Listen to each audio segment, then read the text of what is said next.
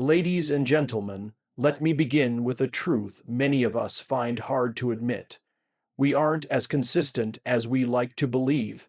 We start diets with great intentions on Mondays. We commit to waking up early. We read half a book, promising ourselves we'll finish it next weekend. But then, life happens, work piles up, we get tired, someone invites us out. We make excuses, and suddenly, that commitment quietly fades into the background.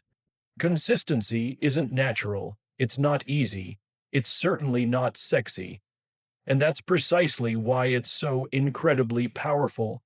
When you learn to weave consistency into your life, you unlock the single greatest competitive advantage anyone can possess: self discipline cultivated over time. Today, I want to share 5 powerful strategies to help you force consistency into your life, not just when you're brimming with motivation, but especially when you're not. Let's dive in. Step 1: eliminate the motivation myth, build identity based habits. Here's the truth most of us try to avoid: discipline, no matter how strong, has a shelf life. Motivation, no matter how intense, will eventually fade. And willpower is a muscle. It fatigues. It breaks down under pressure, especially when life throws everything it's got at you. That's why so many of us start things we never finish. New Year's resolutions, workout routines, writing habits, waking up early, reading more, eating clean. We start with the best intentions, even believing we can sustain it. But a few weeks in, maybe even a few days, life shows up uninvited, and we're suddenly off track, with guilt as our only consistent companion. It's not because we're weak, it's because we're relying on the wrong foundation. If you're depending solely on discipline to stay consistent, you're building on sand. And sand shifts. Sand doesn't hold under pressure. The storms of life, stress, fatigue, distractions, doubts, they erode willpower faster than we realize. But there's something stronger than discipline, something deeper: identity. Identity is solid ground. When your actions flow from who you believe you are, consistency is no longer something you try to do. It becomes something you are. And that subtle shift between doing and being is where everything begins to change. Let me illustrate this with a simple but powerful example. Imagine someone offers a cigarette to a man trying to quit smoking. He has 2 options for how he responds. He can say, "No thanks, I'm trying to quit." Or he can say, "No thanks, I don't smoke." Now, think about the difference. "I'm trying to quit" means I still see myself as a smoker. He's battling his instincts, struggling against his identity.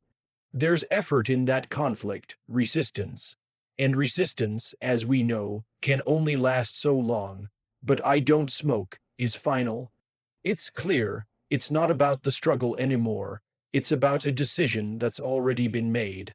I am no longer that person. The behavior now aligns with the identity. There's no internal war, just integrity.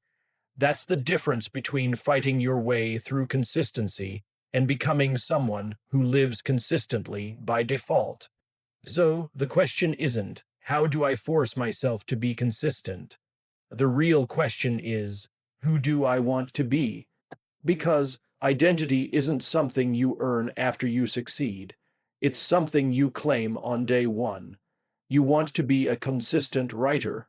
Don't wait until you've published a novel. Start now. Be a writer. A writer writes. It's that simple.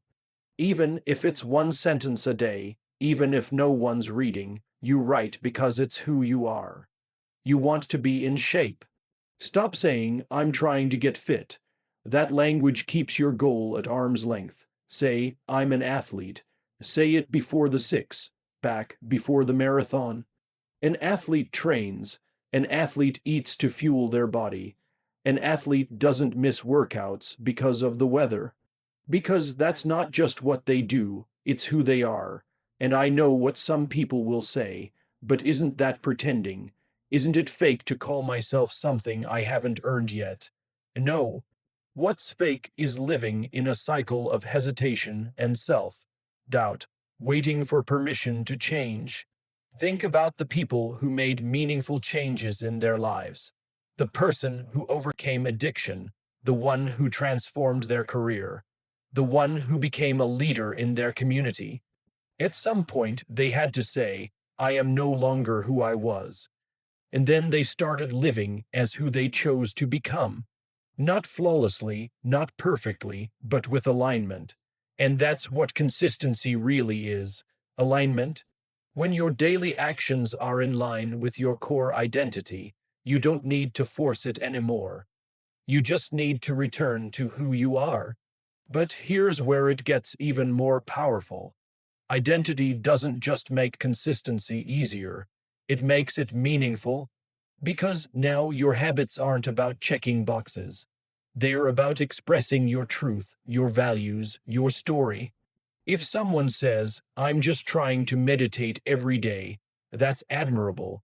But if someone says, I'm the kind of person who protects their peace, now we're on a different level. Every time they sit in silence, it's not just a task, it's a statement about who they are. That's what moves people. That's what inspires others. Not just the action, but the reason behind the action. And the best part: identity is self reinforcing. Every time you act in alignment with your chosen identity, you reinforce that identity. It becomes more real, more solid. A single act of discipline might feel like a victory, but an identity based decision is a transformation in motion. Let me share a personal story. A friend of mine wanted to become a better father. He was always traveling, always working, and he kept saying, I need to spend more time with my kids. He tried blocking time in his calendar, setting alarms, making goals. But nothing stuck until one day he told me he made a decision. He said, I'm not just someone who wants to be a good dad. I am a good dad. And from that moment on, he made decisions as someone who already was the father he wanted to be. He didn't wait until he had more time, he created it. He didn't see parenting as something to squeeze in, he saw it as sacred. He showed up to every game, he listened more. He put his phone down at dinner, not because a schedule told him to, but because that's who he had chosen to be. Identity changed everything, and that's not unique to him. Every person you admire: the entrepreneur who built something from scratch, the athlete who trains rain or shine, the artist who creates through rejection and failure, they don't just act consistently. They are consistent because they became someone for whom consistency is not optional. It's inevitable. That's what I want for you. Don't wait for some external signal to get started. Don't wait until someone else validates your transformation. You want to be consistent? Start by changing your language. Speak who you are even before it's fully true. Say it until it becomes your reality, then align your actions with it. And when you slip, and you will, don't see it as failure. See it as a reminder to return to who you are. Because the path of identity is not perfection, it's integrity, it's direction, it's returning home to the person you've chosen to become. So, no, discipline isn't enough. It'll help you start, but identity is what helps you stay. And when your life is built on who you truly are, not who you're trying to be, consistency doesn't have to be forced. It becomes freedom. That's the power of identity. That's how change lasts. Step 2. Build micro habits. Most people don't fail because they lack ambition. In fact, most people fail because they have too much of it, too soon. We live in a world that glorifies the grand gesture. We celebrate the person who runs 10 miles a day or the one who wakes up at 4:30 in the morning, meditates for an hour, journals, works out, and still has time to blend a green smoothie before sunrise. That kind of ambition looks impressive on paper. It sounds inspiring on social media. But for most of us, it's a trap. We set massive goals because they feel like the fastest way to transformation. We believe if we just go big enough, push hard enough, we can change our lives overnight. And maybe we can for a few days, but then the reality of life shows up. The schedule gets tight, we get tired, we miss a day, then two, and suddenly the very goal that was supposed to change our lives becomes another reminder of our failure. So, if you're trying to build consistency, aiming high from the beginning might be the worst thing you can do. Because consistency isn't about intensity, it's about repeatability. The real challenge isn't doing something big once. The real challenge is doing something small 1,000 times. And that's where most people get it wrong. It feels counterintuitive. We're taught to think that if something doesn't feel hard, it's not valuable. But what if the real key to transformation isn't doing more? What if it's doing less until it feels almost silly? There's a story that perfectly illustrates this. A man wanted to lose weight and get in shape. Like most of us, he had tried before and failed. This time, instead of setting a huge goal, he made a rule. He would go to the gym every single day, but only for 5 minutes. That's it, 5 minutes. He'd walk in, maybe do a set or two, and then he'd leave. Now, logically, that sounds ridiculous. You can't get in shape in 5 minutes, but that wasn't the point. He wasn't trying to build a body, he was trying to build a behavior. And what happened next was powerful. After a few weeks, he no longer had to force himself to go to the gym. It had become a habit. He became the kind of person who doesn't miss workouts. And once that identity was in place, the rest followed. Within a year, he lost over 100 pounds. Not because of how hard he trained, but because of how often he showed up. That's the secret. It's not about the size of the habit, it's about the frequency. You don't need to start with 5 miles. You need to start with 5 minutes or even one. Because when you shrink the habit to the point of ridiculousness, you remove the resistance. Think about it. What's easier to skip, a 60-minute workout or a 30-second plank? What's easier to put off, writing a full chapter or writing one sentence? The smaller the action, the less friction there is to starting. And once you start, you often do more than you planned.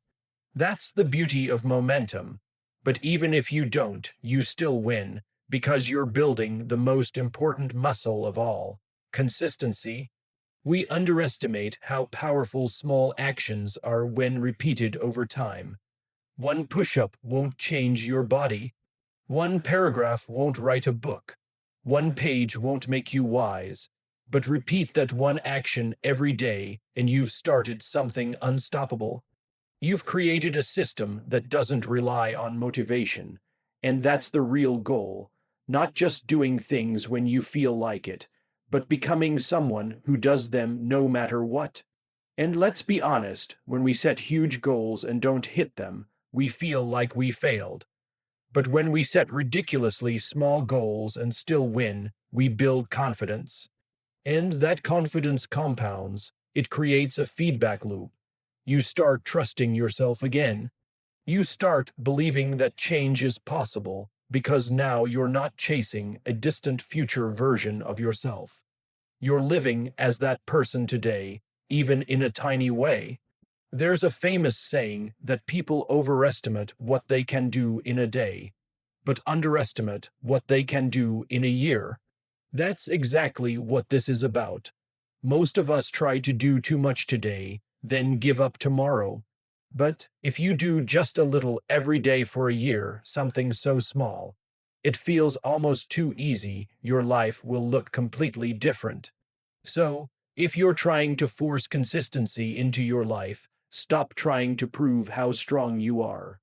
Don't start with massive discipline. Start with a micro commitment, something so small, so laughably easy that you can't not do it. Because the real battle isn't the weight on the bar or the word count on the page. The real battle is against inconsistency, hesitation, and perfectionism. And the way to win that battle is not by being heroic. It's by being relentlessly simple. Shrink the habit until it feels impossible to fail. Then repeat it every day. Not because it's impressive, but because it's yours. Because you decided to show up. And over time, that ridiculous little action becomes a rhythm. That rhythm becomes a routine, and that routine becomes a lifestyle. Not overnight, but inevitably. Step 3: create a no excuse system, not just a schedule. We often begin with the best of intentions. We buy new planners, block off time on digital calendars, even color code our routines. We convince ourselves that if we just stick to the schedule, waking up at the same time, working out at the same time, journaling, meditating, creating, everything will fall into place. But then reality happens. A child wakes up sick in the middle of the night. Your boss moves up a meeting. You get stuck in traffic. Your energy drops. And just like that, your perfect schedule is shattered.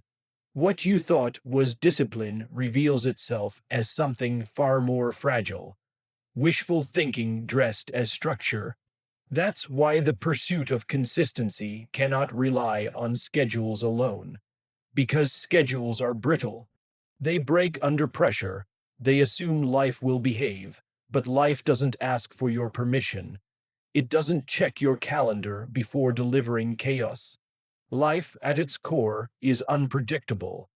And if your ability to stay consistent depends on everything going according to plan, you will fail again and again. The answer isn't to throw away structure. It's to replace the fragile rigidity of a schedule with the adaptability of a system. A system isn't about doing something at the same time every day. It's about making sure you do it no matter what. Schedules operate on time, systems operate on intent.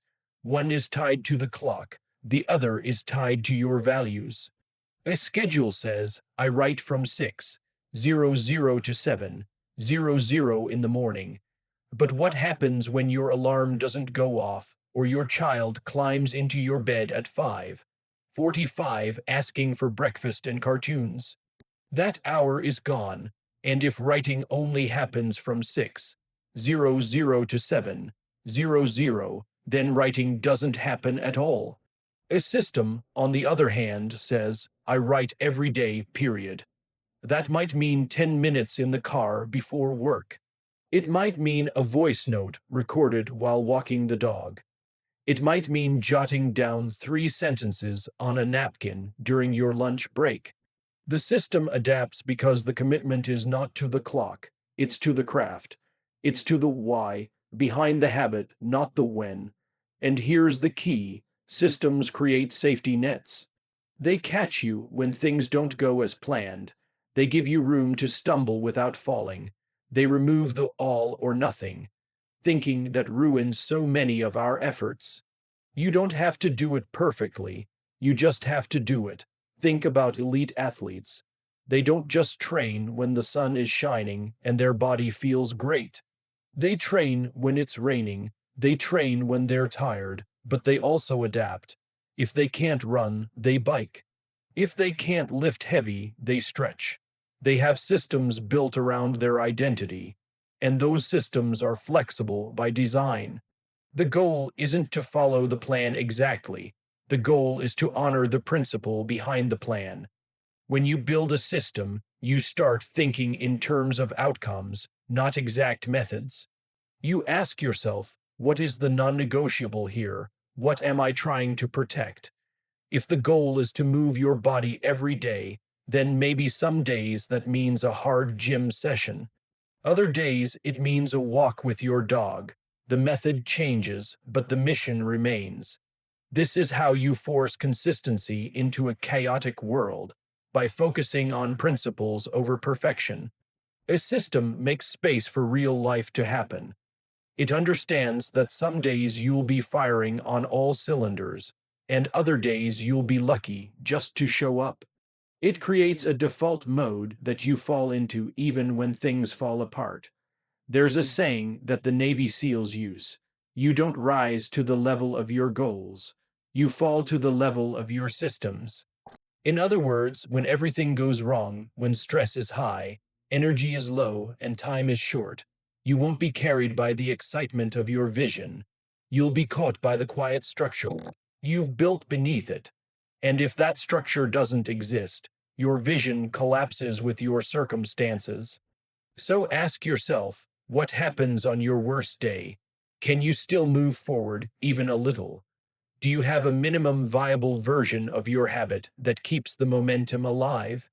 If your habit is writing, maybe that's one sentence in the Notes app on your phone. If your habit is movement, maybe that's a stretch before bed. If your habit is connection, maybe that's sending a quick voice message to a loved one instead of having a long phone call.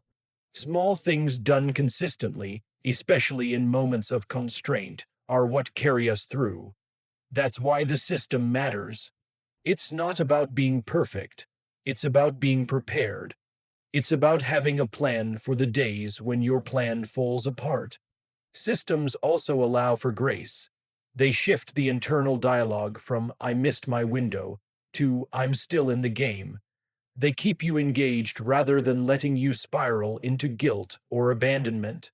Consistency becomes less about pressure and more about persistence, less about intensity, more about intention. And intention is everything, because when your system is built around your values, not just your schedule, you start making decisions that reinforce your identity. You begin to see yourself as someone who shows up no matter the circumstances. You don't wait for the stars to align. You don't demand perfect conditions. You find a way because that's who you are. The truth is, anyone can be consistent when life is easy. The real challenge, the real opportunity, is showing up when life is not. Systems give you that chance. They offer structure without suffocation. They give you flexibility without flakiness. They turn goals into behaviors, and behaviors into rhythms. When you stop chasing the perfect routine and start designing a resilient system, you don't just become more consistent. You become more powerful, more grounded, more capable of adapting without abandoning yourself. Because in the end, life will always test your resolve. It will interrupt your plans. It will challenge your timeline. But if you have a system that honors your priorities, you won't break. You'll bend, you'll shift, and you'll keep going. Not because everything went according to plan, but because you had a plan for when it didn't. Step 4. Win the morning. Win the day. Design your environment for success. We tend to believe that success is a matter of willpower. That the people who stick to their routines, who eat well, who wake up early, who get things done day after day, they must be stronger than us, more disciplined, more focused. But that's not the full story. In fact, it's not even close. Because, more often than not, the difference between the people who stay consistent and the people who fall off track isn't strength, it's structure. It's the environment they've built around themselves. We've been told that willpower is the key. That if we can just push harder, resist more, dig deeper, we'll eventually reach the version of ourselves we admire. But what if that's not true? What if the problem isn't that you're weak, but that you're surrounded? Think about it. If your phone is the first thing you see in the morning, what's going to happen? You're going to scroll. Not because you're lazy, not because you lack discipline, but because the path of least resistance is right in front of you. If junk food is in the pantry, you'll eat it. If your TV remote is on the coffee table, you'll use it. And if social media notifications are turned on, your focus will be broken before you've even begun. This isn't a question of character, it's a question of context. The truth is, we are deeply influenced by our surroundings. The cues in our environment trigger behaviors before we even realize it. And the people who succeed long term don't just have better habits, they have fewer temptations. It's not about trying harder, it's about making it easier to do the right thing. Want to wake up earlier? Don't just set an alarm, move it across the room. Force yourself to stand up to turn it off. That simple act creates a moment of momentum. Want to read more? Don't bury your book on a shelf. Put it on your pillow so it's the last thing you see before sleep. You want to work out? Don't leave your gym clothes in the drawer. Lay them out the night before. Want to eat better? Don't just try to be good. Put the healthy food in sight and the unhealthy food out of reach. Design beats discipline every time.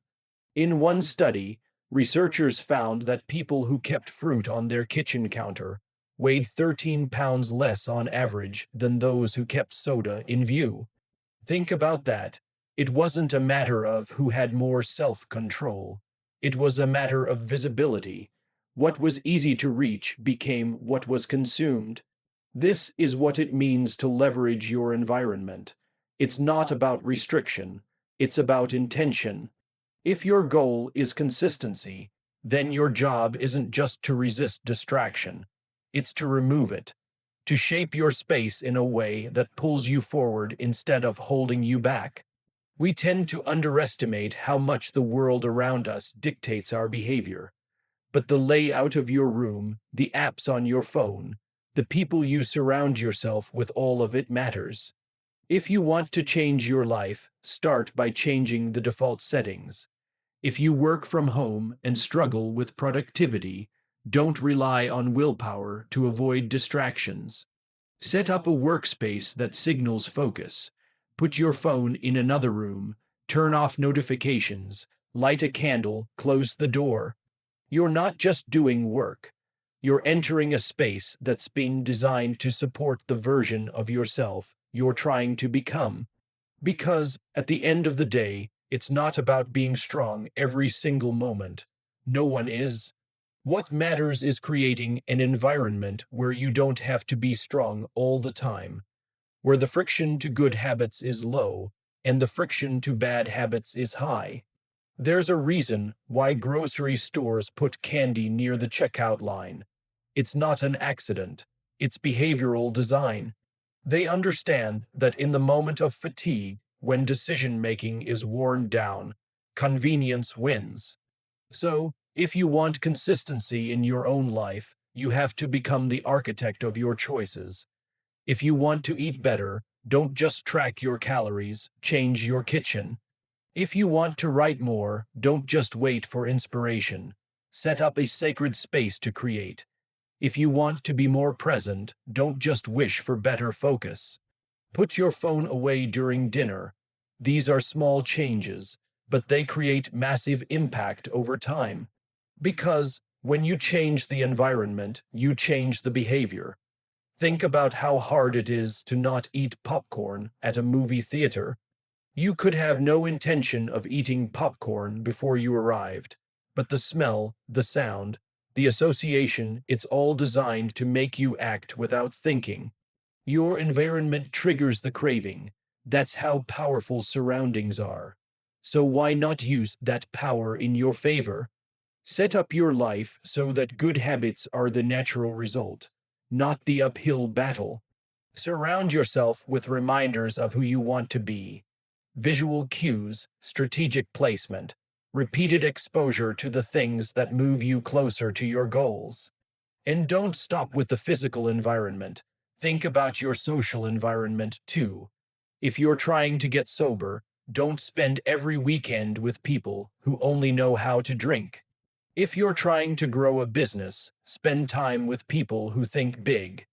If you're trying to be more grateful, surround yourself with people who speak with appreciation, not constant complaint. We become what we're exposed to. Consistency doesn't start with a decision. It starts with what surrounds that decision.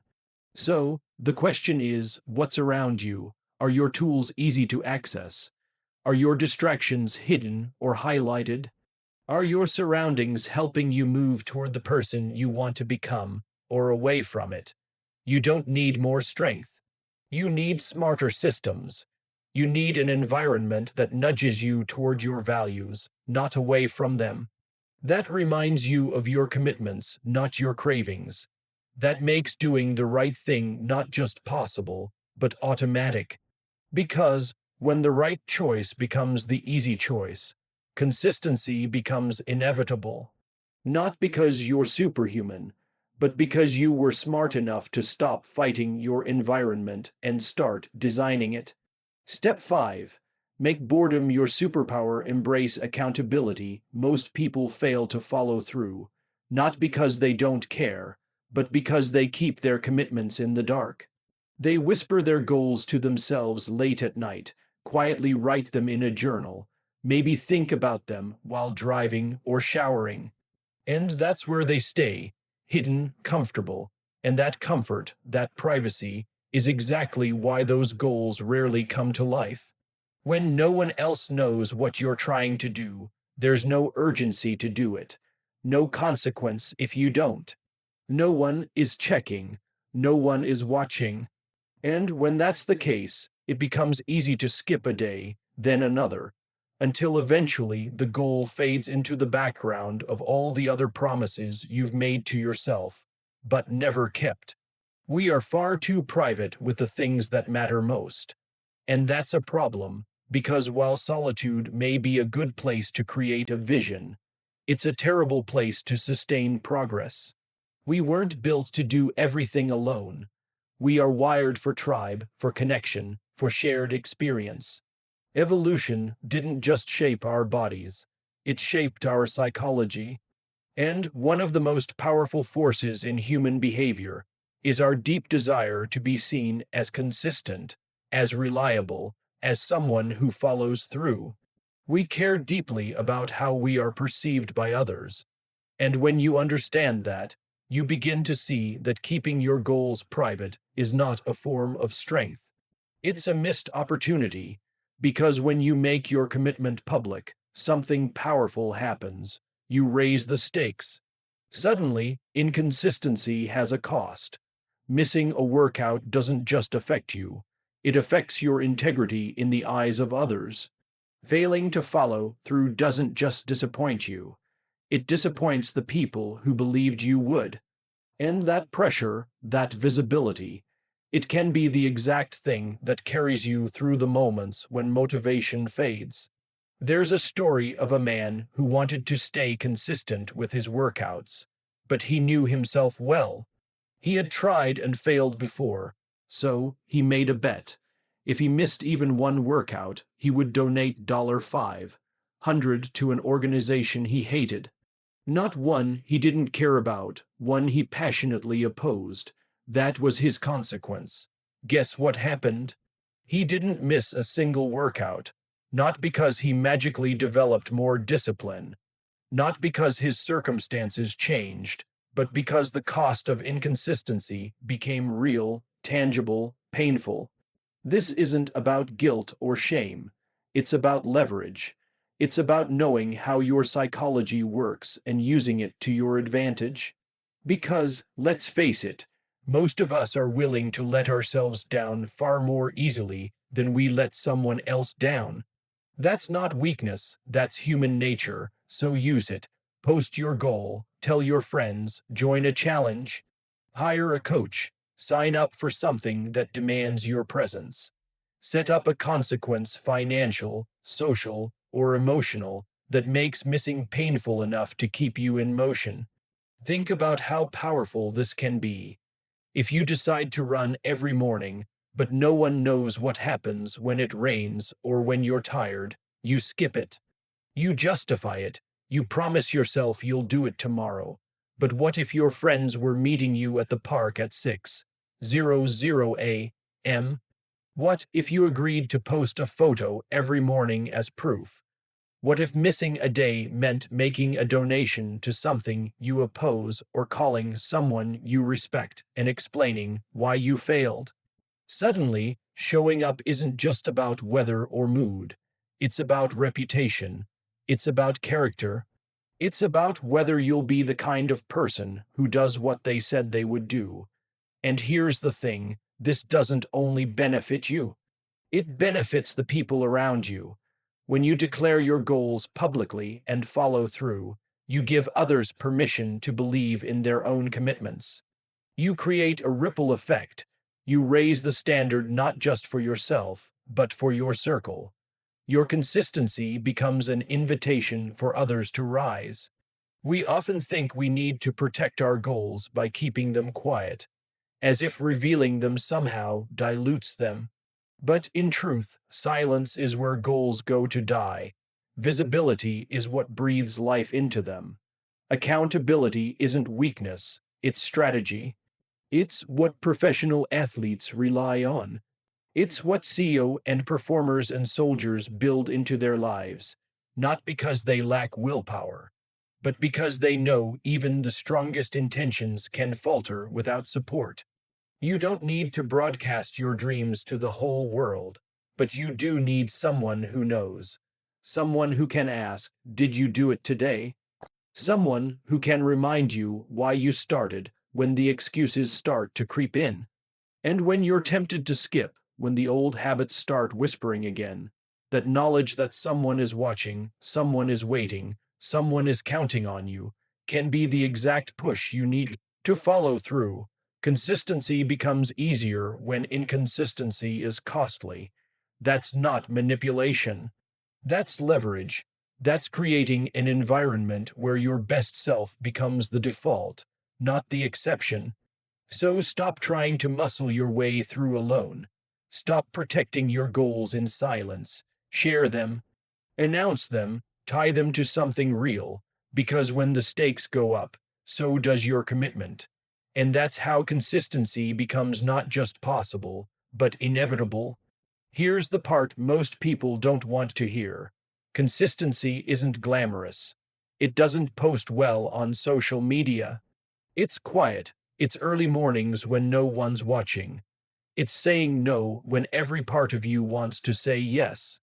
And that's why most people won't choose it. Not because they can't, but because they won't. They'll wait for motivation, for clarity, for the right time. And while they wait, life moves on, dreams gather dust, goals turn into regrets. Not because of a lack of talent, but because of a lack of reliability. But that doesn't have to be your story.